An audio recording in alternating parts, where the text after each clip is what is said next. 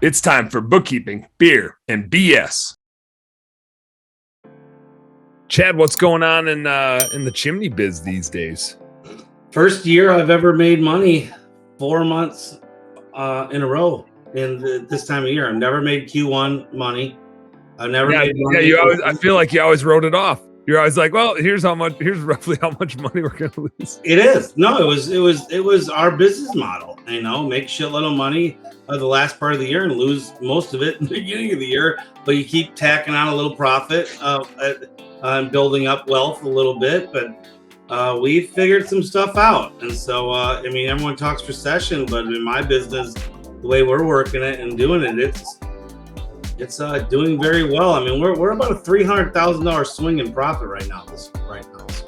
Just over last year, or from like where it normally would be? I'm talking profit. I'm not talking about sales. Profit. Yeah. I'm usually down about 200, 225 right now in profit. Cash flow gone. Mm-hmm. And this year we're up 300 from that. Anything you put your finger on that is like, this is the thing. If we would have known this and been doing that the whole time, it would have. Yeah, way too many fucking people and too much and not enough training. Simple. That's what it was.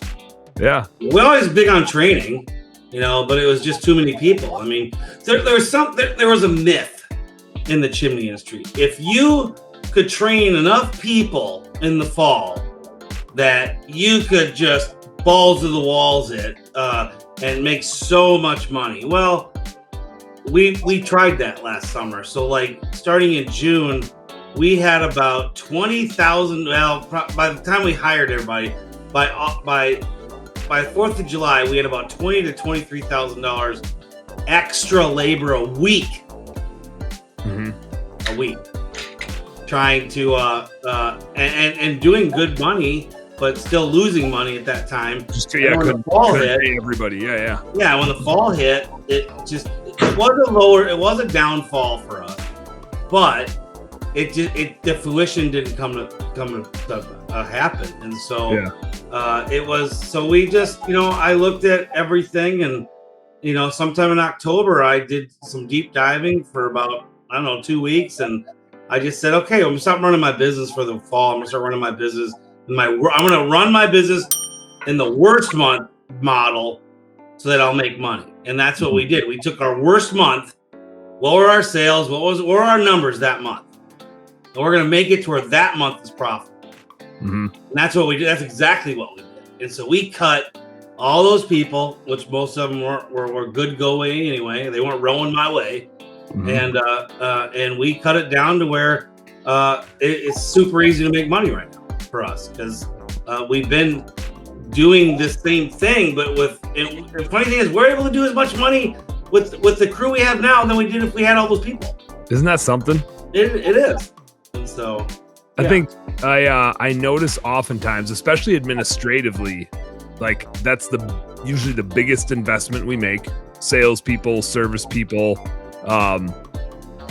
Technicians are an investment, but it's pretty easy to draw a line between revenue production and what they're out there doing. But as you get bigger and bigger and bigger, you have these administrative investments, and you can't tell how much revenue they're bringing in on a daily basis. Like if it's a salesperson, you can kind of tell, but just overall, it's way harder to tell if your administrative investments are paying off. And because they're people, they're trickier, right? It's not just renting a location. It's a person with some baggage and what else they got going on. And so it's a trickier investment, and you like them as a human. And so it's hard to get rid of them, and it's harder to tell if they're generating return or not. Yeah, Dave, I saw you. I think, so I'm being nice, raising my hand. I think Chad missed the show where we realized we can depreciate employees, right? Yeah. Is that right? Did you miss that show? Apparently you can depreciate. Well, I need that recording. Okay. And if employees are assets, then you can depreciate them. That's my motto. Yeah. Yeah. I needed that for. Well, hey, my tax return is gonna be really nice this year.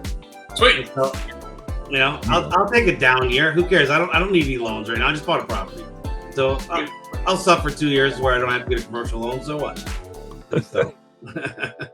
That's the bright side of a down year is the tax bill is so much smaller. There's always something to look forward to. On the coaching side, Chad, are you maxed out on coaching? Are you trying to do more coaching? What does that life look like for you? I went for as I was building my other thing with Dave, my other digital company, is I stopped really bringing on new clients, and I kind of let some baggage go on the client side of your repeat customers. It just is the same old, conversation every week, not really getting any value from them or me. So I kind of stopped taking coaching clients the last 6 months. And then when I went to the convention about a month ago, I was telling most people, they would come up to me and ask me, if they're interested in me coaching, and I would ask a few qualifying questions. And if they weren't my right client, I just said, no, I'm not taking clients right now.